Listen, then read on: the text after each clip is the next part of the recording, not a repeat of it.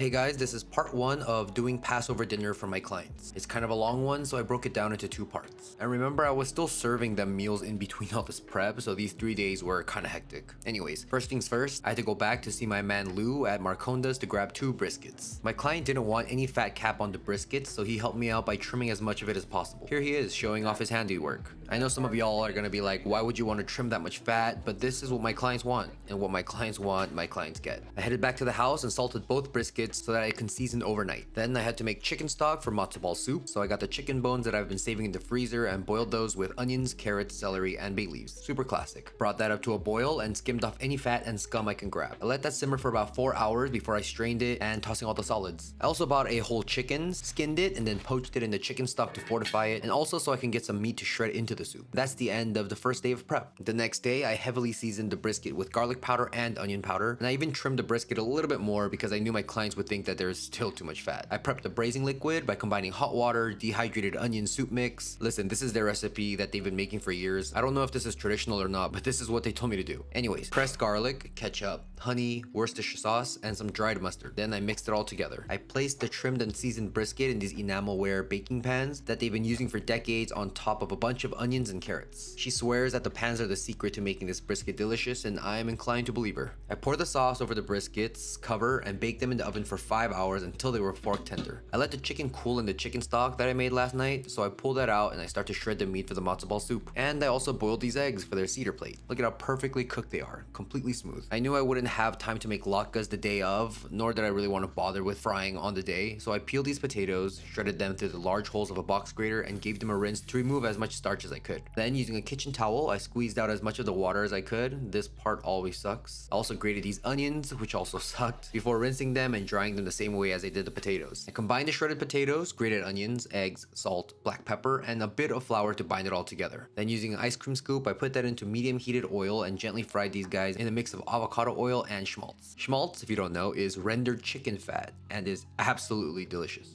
I'll see you tomorrow for the end of it.